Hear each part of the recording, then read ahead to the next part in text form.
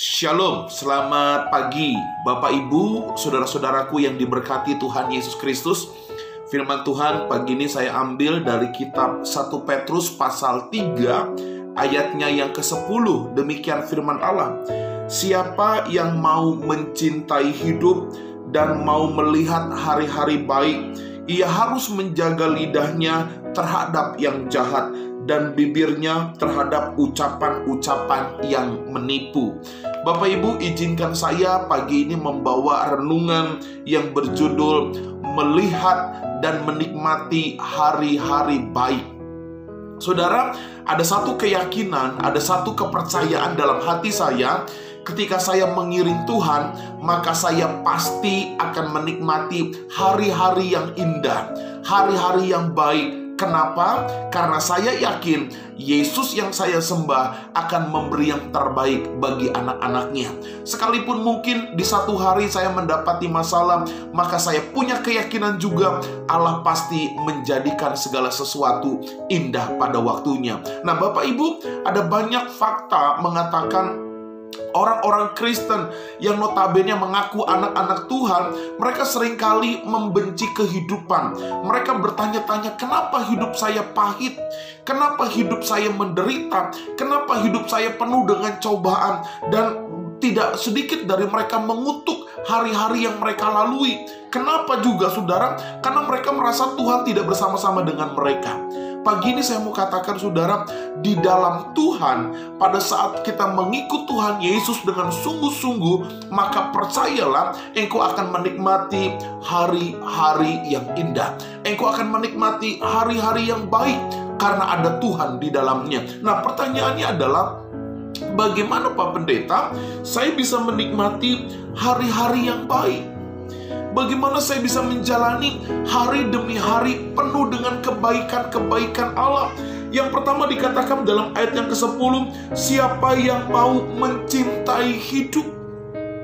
Saya membuat garis besar benang merah dari kalimat ini menjadi poin pertama bagi kita menikmati hari-hari yang baik. Yang pertama, kita harus mencintai kehidupan ini. Artinya apa? Kita harus mensyukuri hidup ini. Kita harus belajar menjalani hari-hari ini dengan penuh ucapan syukur, penerimaan yang total kepada Allah, karena hidup kita ada di dalam genggaman tangan Tuhan. Bapak Ibu, mari kita mencintai kehidupan ini. Jangan mengutuk kehidupan ini. Jangan berbantah-bantah kepada Allah mengenai kehidupanmu yang engkau jalani. Cintai kehidupanmu. Sekalipun mungkin Pak Pendeta, masalahku, pekerjaanku, tantanganku dalam kehidupan ini berat, saya mau katakan, nikmati kehidupanmu. Jalani kehidupanmu dengan kekuatan Allah. Hadapi setiap masalah yang kau hadapi dalam kehidupanmu bersama-sama dengan kekuatan Allah. Jangan membenci kehidupan, tapi terimalah dirimu. Jalanilah hidupmu dengan penuh ucapan syukur, karena kehidupan yang Allah berikan adalah kehidupan yang penuh dengan berkat dan damai sejahtera. Amin, saudara. Yang kedua, bagaimana kita bisa melihat hari-hari yang baik dan menikmati hari-hari yang baik? Dikatakan ia harus menjaga lidahnya terhadap yang jahat. Bapak Ibu, jaga lidahmu terhadap yang jahat. Jangan lidah kita menjadi bagian orang-orang jahat. Alkitab berkata, dengan mulut kita memuji Allah, tapi dengan mulut yang sama kita juga mengutuk Allah. Dengan mulut yang sama kita menyakiti orang lain. Mulut kita jahat kepada Allah. Bapak Ibu, keluargaku, Yakobus pasal 3 memberikan kita peringatan, berhati-hatilah menggunakan lidahmu.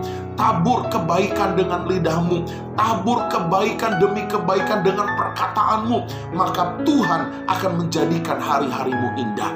Bapak Ibu, saudara-saudara sekalian, banyak orang memberkati kita. Banyak orang mendukung kehidupan kita. Allah gerakan orang-orang untuk membantu kehidupanmu. Kenapa, saudara? Diawali dengan perkataan-perkataan yang baik.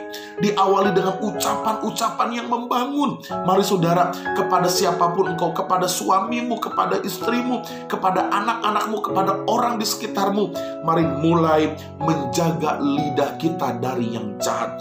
Yang ketiga, yang terakhir, bagaimana Pak Pendeta saya menikmati hari-hari yang baik? Yang ketiga dikatakan bibirnya terhadap ucapan-ucapan yang menipu. Bapak Ibu, jangan pernah jadikan diri kita penipu-penipu. Jangan pernah jadikan diri kita sebagai pembohong-pembohong. Tapi mari belajar pakai bibir kita untuk mengucapkan kebenaran, bukan kebohongan, bukan hal-hal yang dusta. Ya, Yohanes katakan iblis yang menjadi bapak kita. Kenapa? Karena dalam diri iblis tidak pernah ada kebenaran. Iblis adalah bapak segala pendusta. Saudara-saudara sekalian, saya sebagai seorang guru, saya tidak suka melihat murid yang berbohong. Saya selalu tindak tegas kepada murid yang berbohong. Kenapa saudara? Tidak enak dibohongin. Karena itu belajar hari ini untuk menikmati, melihat hari-hari baik. Yang ketiga, mari belajar untuk mengucapkan kebenaran, bukan kebohongan. Selamat pagi keluargaku. Ini firman Tuhan yang indah bagi kita. Dengar firman Allah, lakukan firman Allah, dan nikmatilah hari-hari yang baik di dalam Tuhan. Shalom, Tuhan memberkati kita semua.